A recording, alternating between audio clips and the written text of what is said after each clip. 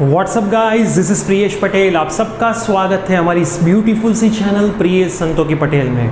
दोस्तों, आज ही जीटीयू का एक सर्कुलर आया है जिसमें ऑनलाइन एग्जाम रिगार्डिंग फाइनल जो सारी गाइडलाइन है वो सारी उन लोगों ने दे दी है, plus pre check trial test जो होने वाला है उनकी भी इंस्ट्रक्शन एंड डेट आ गई है। तो आज इस वीडियो में मैं आपको उसकी पूरी इन्फॉर्मेशन देने वाला हूं। दोस्तों, सर्कुलर 4 पेज का है, सो ये वीडियो जरूर लंबा होगा, लेकिन आप इस वीडियो के कोई भी पार्ट को प्लीज स्किप मत करना और पूरा देखना, क्योंकि ये सारी गाइडलाइन में जो इंपॉर्टेंट पॉइंट है वो सारे मैं यहाँ पे डिस्कस करने वाला हूँ। एक भी अगर स्किप हो गया तो आपको बहुत प्रॉब्लम होने वाला है अगर आप ऑनलाइन एग्जाम देने जा रहे हो। उससे पहले अगर आप इस चैनल के ऊपर फर्स्ट टाइम आए हो तो इस चैनल को सब्सक्राइब करके पास में जो बेल आइकन है उसे प्रेस कर दीजिए, सो इन फ्यूचर में कोई भी वीडियो अपलोड करूं तो उसकी नोटिफिकेशन आपको मिलती रहे। और अगर आपने मुझे इंस्टाग्राम पे फॉलो नहीं किया है तो आप मुझे इंस्टाग्राम पे फॉलो कर सकते हो। मेरा आईडी प्रियेश सर है, नीचे डिस्क्रिप्शन बॉक्स में उसकी लिंक भी दी हुई है, ताकि वहां पे मैं जब भी स्टोरी पुट करूं तो उसकी भी नोटिफिकेशन आपको मिलती रहे। तो चलिए दोस्तों, वीडियो को शुरू करते हैं।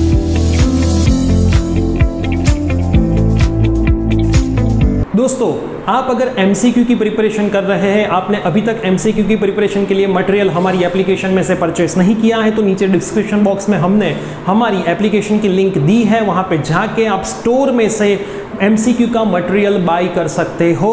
इस संडे को हमने टेस्ट के लिए भी ऑफर रखी हुई है, उसके लिए आप डिस्क्रिप्शन बॉक्स में जाओ, ऊपर आई बटन वाला वीडियो देखो, आपको सारी इंफॉर्मेशन वहां से मिल जाएगी। दोस्तों, आज जो गाइडलाइन आई है उस गाइडलाइन में उन लोगों ने ऐसा बताया है कि आपको जो online and offline mode selection करने का मौका उन लोगों ने दिया था वो खत्म हो गया था, लेकिन उन लोगों ने डेट एक्सटेंड कर दी है। कल का एक दिन भी उन्होंने यहाँ पे दिया है, तो 25 जुलाई 2020 तक आप ऑनलाइन या फिर ऑफलाइन या फिर स्पेशल एग्जाम का ऑप्शन सिलेक्ट कर सकते हो। दूसरी चीज़, माल प्रैक्टिस यहाँ पे पॉसिबल नहीं है। उसका मतलब है कि कोई भी चीटिंग या कुछ भी आप ड्यूरिंग एग्जाम ऑनलाइन में नहीं कर सकते। ये सारी जो गाइडलाइन है और रिगार्डिंग टू ऑनलाइन है, ऑफलाइन के लिए कोई गाइडलाइन नहीं है। ऑफलाइन तो आप ऑलरेडी देते आए हो, तो वो सेम गाइडलाइन जैसे ऑफलाइन पहले देते थे वैसे ही आपको ऑफलाइन देनी है। मॉनिटरेड इन एग्जाम, आप जब एग्जाम दे रहे होगे तब आपको कोई वहां से देख रहा होगा जो आपका मॉनिटरिंग कर रहा होगा कि आप उसमें क्या कर रहे हो। In person copy answer from the other students, malpractice it is penalty as per the GTU norms. मतलब क्या बताया कि कोई भी दूसरे पर्सन को आप आपकी जगह पे एग्जाम के लिए बिठाओगे या फिर कॉपी करोगे आंसर का कोई भी डिवाइस में से या फिर किसी से भी, किसी स्टूडेंट से भी, या फिर चीटिंग करने का भी आप ट्राई करोगे तो जीटीयू के नॉर्म्स से आपके ऊपर पेनल्टी लगेगी। कम्युनिकेशन भी आप वहां पे नहीं कर सकते हो। अगर आपने किसी के साथ भी कम्युनिकेशन किया, वर्बली किया, कुछ लिख के किया या फिर इलेक्ट्रॉनिकली किया, मतलब आपके दूसरे मोबाइल से किसी को कुछ भेजा, कोई भी डिवाइस से, टैबलेट से भेजा, तो वो वहां पे आप नहीं कर सकते हो। दूसरी चीज बोला है कि एग्जाम होगी जो एप्लीकेशन में, वो एप्लीकेशन के साथ भी आप कोई छेड़खानी नहीं कर सकते हो। लॉगिन आप मल्टीपल टाइम कर सकते हो। एक स्टूडेंट्स का सबसे ज़्यादा बड़ा क्वेश्चन था कि सर एक बार मैं लॉग आउट हो जाऊँ फिर मैं लॉगिन कर पाऊंगा या नहीं कर पाऊंगा, तो आप लॉगिन मल्टीपल टाइम, मतलब जितनी भी बार आप लॉग आउट हो जाओ ड्यूरिंग एग्जाम आप लॉगिन कर सकते हो। ड्यूरिंग द एग्जाम आपको इतनी चीज़ें नहीं करनी है, जैसे कि आपका जो डिवाइस है, मोबाइल है, लैपटॉप है, टैबलेट है, कुछ भी है, उसे टर्न ऑफ नहीं करना है, उसको ऑन ही रखना है। तो आप मेक श्योर उसकी बैटरी अच्छी हो, आपने चार्जिंग किया हो, वो एक बार देख लेना। दूसरी बात, होम की नहीं प्रेस करनी है, बैक की भी प्रेस नहीं करनी है, कोई भी जो अनवांटेड की है वो आपको वहां पे प्रेस नहीं करनी है। किसी भी सेकंड पर्सन को आपके साथ में बिठाना नहीं है। खास याद रखो, कोई भी आपका सेकंड पर्सन, घर का कोई मेंबर भी आपके साथ उस रूम में होना नहीं चाहिए, वो रूम में आप अकेले ही होने चाहिए। आपका लोकेशन चेंज नहीं होना चाहिए, मतलब एक एग्जाम में आप जहां पे बैठ के एग्जाम दे रहे हो पूरी खत्म ना हो तब तक आप आपका लोकेशन भी चेंज नहीं कर सकते हो। मतलब आज का जो पेपर है उसमें लोकेशन सेम रहना चाहिए। कल पेपर में जहां से आप पेपर स्टार्ट करते हो, जिस जगह पे बैठे हो वहां पे ही आपको पूरा पेपर खत्म करना है। ऐसा नहीं कि हर एक पेपर में लोकेशन सेम होना चाहिए, एक पेपर जो दे रहे हो उसमें आपका लोकेशन सेम होना चाहिए। और ड्यूरिंग एग्जाम आपको मास्क नहीं पहनना है। अगर आप कॉलेज में जाके एग्जाम दे रहे हो तो 2 मीटर का डिस्टेंस 2 स्टूडेंट्स के बीच में रखना है, लेकिन आपको उसमें मास्क नहीं पहनना है। जो डिवाइस से आप एग्जाम देने वाले हो उसकी स्क्रीन और कैमरा की स्क्रीन आपकी सेम रहनी चाहिए। मतलब वहाँ पे आपका एक फ़ोटो दिया होगा, वो पहले फ़ोटो कैप्चर करेगा। जो आपका फ़ोटो कैप्चर होता है वहाँ पे आपका जो फ़ोटो कैप्चर हुआ है पूरी एग्ज़ाम में वही बंदे को एग्ज़ाम देनी है। मतलब जिसको एग्ज़ाम देनी है उसको ही वहाँ पे फ़ोटो कैप्चर करवाना है, उसका आईडी भी चेक होने वाला है, तो उसको ही पूरी एग्ज़ाम देनी है। ऑनलाइन एग्जामिनेशन आपको एप्लीकेशन में से देनी है, स्टूडेंट पोर्टल में उसकी एप्लीकेशन की लिंक आ जाएगी, तो आप वहाँ से पूरी एग्ज़ाम दे सकोगे। डाउनलोड करना है, कैसे करना है, वो भी सारी बातें मैं अभी समझा रहा हूँ। दूसरी चीज़, मोबाइल में जो आपका फ्रंट कैमरा है उसके ऊपर आपकी फिंगर नहीं होनी चाहिए, वो आपकी हथेली नहीं होनी चाहिए, आपका फेस क्लियर दिखाई देना चाहिए, आपका फुल फेस दिखाई देना चाहिए विथ दोनों ईयर्स, दोनों कान के साथ आपका फुल फेस वहाँ पे पूरी एग्जाम में दिखाई देना ज़रूरी है। क्योंकि अगर आप यहाँ पे ईयर्स का इन लोगों ने इसलिए बताया कि आप कोई ब्लूटूथ से किसी से बात नहीं कर रहे हो, इसीलिए उन लोगों ने ईयर्स यहाँ पे मेंशन किया हुआ है। जब आप स्टार्टिंग में बैठोगे तब आपका पिक कैप्चर होगा, जब पिक आपका कैप्चर हो रहा है तब आपको उसमें कैमरा के सेंटर में देखना है, तो आपका अच्छे से लाइट, कहीं पे लाइट आपके फेस के ऊपर आ रही है, आपका फेस नहीं दिखाई दे रहा है, ऐसे मत कैप्चर करवाना, अच्छे से आपका फोटो वहाँ पे कैप्चर हो, ऐसे आपको फेस कैप्चर करवाना है।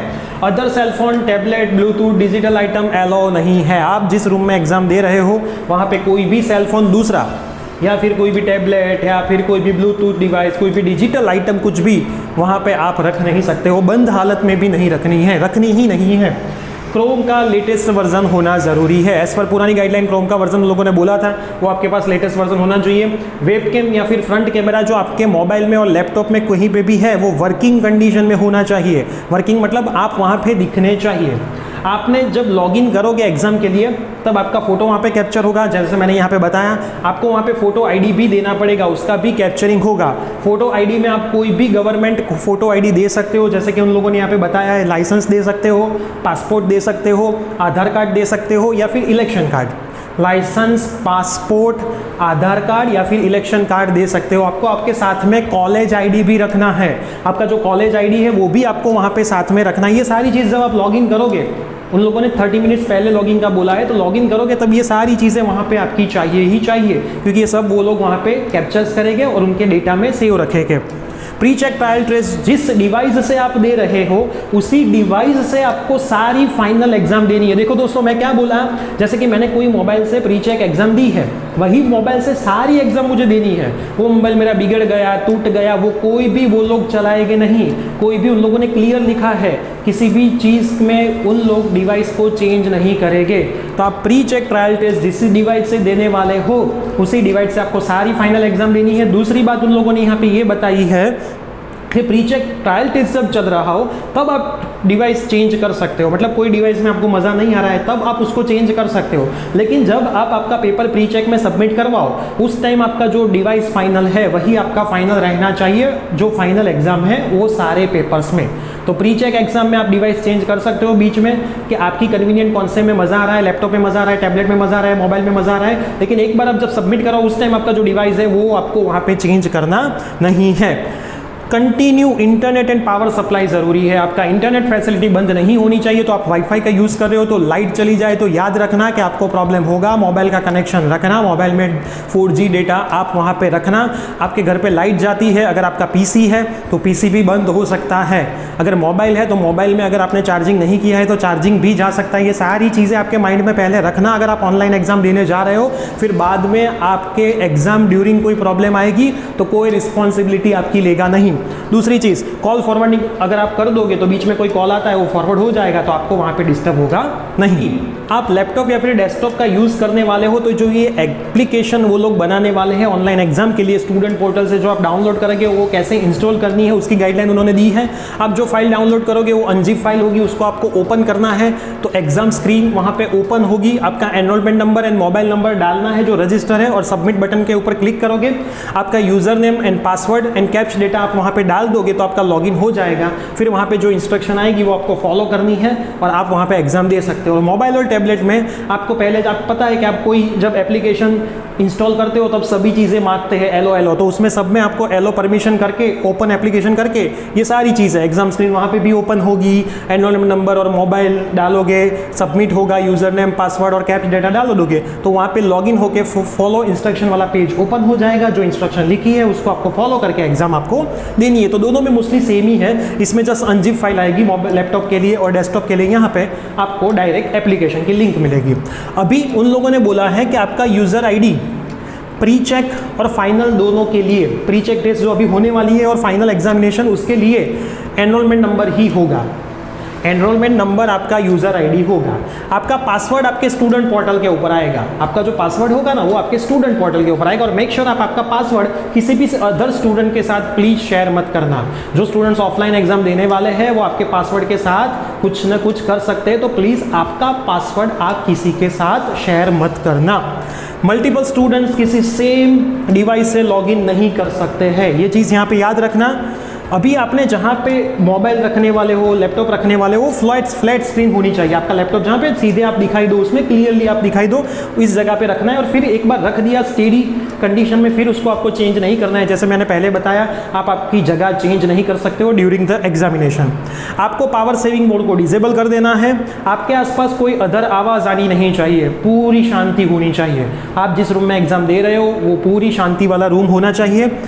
आपकी जो एग्ज़ाम होगी वो ऑटो सेव मोड में होगी। आपकी एग्ज़ाम टोटली सेव हो रही होगी। जब आप लॉग आउट कर दोगे और बाद में लॉगिन करोगे, ड्यूरिंग द एग्जाम की बात चल रही, जब आप लॉग आउट हो जाओगे, बाद में वापस लॉगिन करोगे, तो जिस क्वेश्चन से आप लॉग आउट हुए थे वहीं से आप लॉगिन कर पाओगे। वही क्वेश्चन, मतलब कि मैं 10th नंबर के क्वेश्चन ऊपर पे आया था और किसी भी चीज़ से लॉग आउट हो गया, मैं वहाँ पे कुछ की प्रेस कर दी और लॉग आउट हो गया। अनवांटेड की थी, उन लोगों ने पहले से डेटा में डाली थी, तो मैं जब लॉगिन करूँगा तो 10th नंबर वाले क्वेश्चन से ही मेरा आएगा। और आगे वाले क्वेश्चन में मैंने जो कुछ भी आंसर सिलेक्ट किए वो ऐसे ही रहेंगे, वो चले नहीं जाएंगे। इसीलिए उन लोगों ने ऐसा बोला है कि ऑटो सेव हो रही होगी आपकी एग्जाम, तो आपको उसकी टेंशन लेनी नहीं है। आपने जो कुछ भी वहाँ पे करते हो, क्लिक करते हो, सेव एंड नेक्स्ट करते हो, वो सब सेव होता रहेगा। जब कभी भी आप लॉग आउट हो जाओगे, वापस लॉगिन करोगे, तो वो सब सेव डेटा वैसे ही रहने वाला है।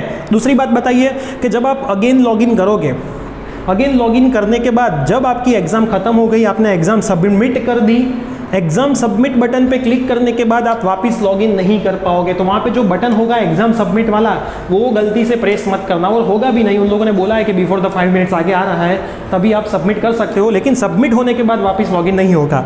और एग्ज़ाम का टाइम एक बार ख़त्म हो गया, बाद में वापस आप लॉगिन नहीं कर पाओगे। अगर आपका पेपर छूट गया है तो वो छूटा ही रहेगा, आप वापस लॉगिन वहाँ पे नहीं कर पाओगे। तो दो केस में आप लॉगिन नहीं कर पाओगे, एक तो आपका एग्ज़ाम का पेपर सबमिट हो जाए उस केस में, और एक तो टाइम खत्म हो जाए। टाइम खत्म हो जाए तो ऑटो सबमिटेड वहाँ पे फैसिलिटी है, पेपर अपने आप सबमिट हो जाएगा, आपको कुछ करने की ज़रूरत नहीं है। अभी प्री चेक ट्रायल टेस्ट में देखो दोस्तों, उन लोगों ने बहुत सारे रूल्स का लिस्ट दिया है। देखो इतने सारे रूल्स हैं। अभी प्री चेक ट्रायल टेस्ट में क्या बोला है कि आपकी घड़ी में, आपकी जो घड़ी है ना, उसमें जो टाइम होगा ना वो कैलकुलेट नहीं होगा। वहाँ पे सर्वर का एक टाइम होगा जो आपको वहाँ पे दिखा रहा होगा। जब आपने एंट्री की, लॉगिन किया, तब टाइम जब एग्जाम का शुरू होगा तो वो सर्वर के टाइम के मुताबिक आपका टाइम वहाँ पे काउंट होगा। जितने टाइम की आपकी पेपर है उतना टाइम। आपको कोई भी आंसर जब सिलेक्ट करना है तो सिंपल क्लिक करना है, सीधी बात है। वो तो आंसर सिलेक्ट करना हो तो सीधी बात है, सिंपल क्लिक ही करना होता है। अगर आपको कोई आंसर सिलेक्ट किया है वो चेंज करना है, मतलब मैंने पहले ए सिलेक्ट कर दिया है, बाद में मुझे बी करना है उसमें, तो डायरेक्ट बी के ऊपर सिलेक्ट करो, ए ऑटोमेटिक कैंसिल होकर बी सिलेक्ट हो जाएगा। लेकिन मुझे जो ए सिलेक्ट किया था उसको निकाल देना है और कोई सिलेक्ट नहीं करना है, तो उसमें एक ऑप्शन होगा डी सिलेक्ट। डी सिलेक्ट कर दोगे तो चारों में से कोई भी सिलेक्ट वहाँ पे रहेगा नहीं। अभी वहाँ पे एक ऑप्शन होगा सेव एंड नेक्स्ट, मतलब आपने वो क्वेश्चन सेव कर दिया है और आप नेक्स्ट क्वेश्चन के ऊपर ऑटोमेटिकली चले जाएंगे, डिस्प्ले के ऊपर आपको नेक्स्ट क्वेश्चन दिखाई दे जाएगा। दूसरा ऑप्शन है सेव एंड रिव्यू, मतलब मैंने आंसर तो दे दिया है, लेकिन मुझे ऐसा है कि लास्ट में मुझे रिव्यू करना है। मतलब आप नहीं करते थे कि पूरा पेपर खत्म करके लास्ट 10 मिनट में सभी आंसर एक बार चेक करते थे, तो वो कंसीडर होगा सेव एंड रिव्यू में। मतलब लास्ट में जब सब खत्म हो जाए तो जो मैंने क्वेश्चन को सेव एंड रिव्यू किए, मतलब आंसर मैंने दे दिया है, सेव भी हो गया, लेकिन मुझे एक बार जस्ट देखना है, तो आप उसको देख पाओगे। और अगर आप गलती से उसको देखते भी नहीं हो, टाइम खत्म हो जाता है, देखते नहीं हो तो फिर भी मार्क में वो कैलकुलेट हो गए। ऐसा नहीं कि मार्क में कैलकुलेट नहीं हो गया। अगर आपने एक बार सेव बटन कर दिया है, मतलब कि देखो लास्ट 10 मिनट मेरे बचे थे, लेकिन लास्ट 10 मिनट में मैंने मेरा जो हैंड रिटन पेपर था वो रिव्यू नहीं किया, तो भी वो काउंट तो होता है। तो इसमें भी ऐसा है, मैंने सेव कर दिया है, लेकिन मुझे ऐसा है कि मुझे लास्ट में एक बार देख लेना है, तो देख लोगे तो कोई इश्यू नहीं है। अगर नहीं भी देख लेते हो तो भी वो मार्क में कैलकुलेट होगा। और रिव्यू एंड नेक्स्ट करोगे, रिव्यू एंड नेक्स्ट मतलब आपको लास्ट में वो रिव्यू करना ज़रूरी है। अगर नहीं करोगे तो वहाँ पे आपके मार्क कैलकुलेट नहीं होंगे। सेव एंड नेक्स्ट हर बार करना ज़रूरी है। देखो दोस्तों, ये बहुत इंपॉर्टेंट चीज़ है ऑनलाइन एग्जाम में। सेव एंड नेक्स्ट नहीं करोगे तो वो एग्जाम में आपने जो आंसर टिक किया है वो कैलकुलेट नहीं होगा। सेव एंड नेक्स्ट करोगे तो ही उसके मार्क कैलकुलेट होंगे। तो मैंने यहाँ पे लिखा है सेव एंड नेक्स्ट करना बहुत ज़रूरी है। आपको पूरा क्वेश्चन का जो पेपर होगा उसके सारे नंबर एक साइड पहले लिस्ट में दिख रहे होंगे, आप जिस नंबर पे जाना चाहते हो उस नंबर पे डायरेक्ट चले जाओगे। दूसरी चीज़ उन लोगों ने बोला है कि जितने आंसर आपने सेव किए हैं वही फाइनल स्कोर में काउंट होंगे। मैं हर बार बोलता हूँ सेव करना ज़रूरी है। सेव एंड रिव्यू करोगे तो लास्ट में रिव्यू कर सकते हो, अगर नहीं रिव्यू करना है तो भी कोई बात नहीं, सेव कर दिया मतलब आंसर में काउंट होगा। सही है तो मार्क मिलेगा, गलत है तो मार्क नहीं मिलेगा। तो सेव करना मत भूलना। एक बार आपने लॉग आउट किया या फिर किसी भी चीज़ से आप चोरी बोरी करने जा रहे हो, डायरेक्ट चीटिंग बीटिंग करने जा रहे हो, एक बार आपका लॉग आउट हो गया, बाद में जब आप लॉग इन करोगे तो बीच में जो टाइम जाएगा 1 या 2 मिनट का, वो टाइम आप में से डिडक्ट ही होगा।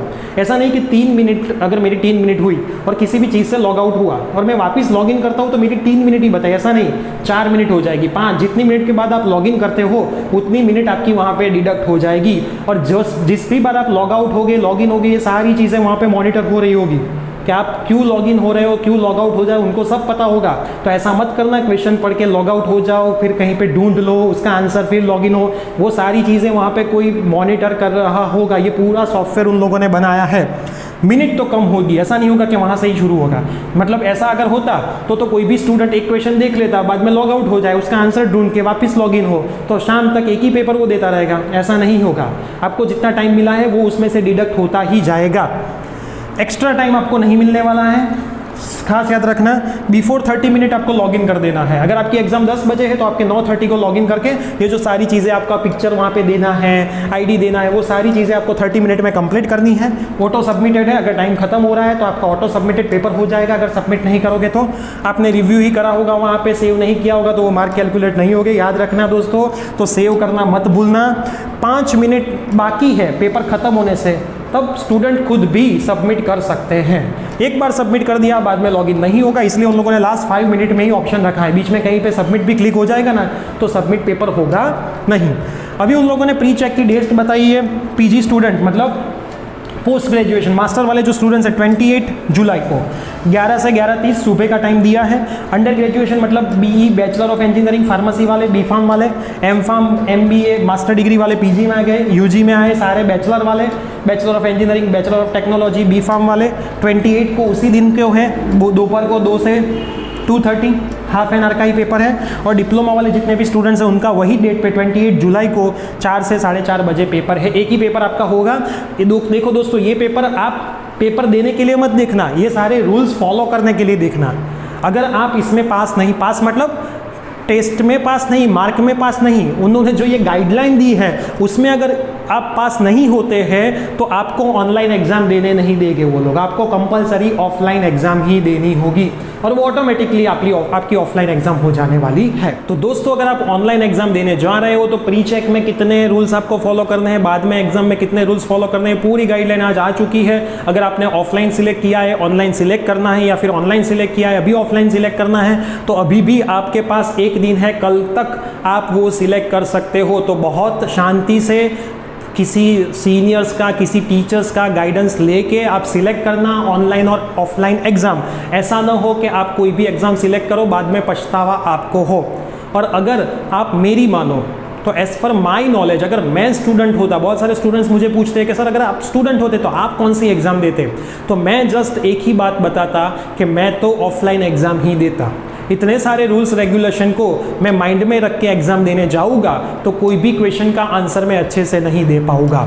और आप बिना प्रैक्टिस ऑनलाइन की, ये एक पेपर की प्रैक्टिस करके आप ऑनलाइन में उतने माहिर नहीं हो सकोगे जितनी आपने थ्योरेटिकल हर बार ऑफलाइन एग्जाम दी है, क्योंकि 1 आधे घंटे में आपको इतने सारे रूल्स के बारे में माइंड में रहने ही नहीं वाला है।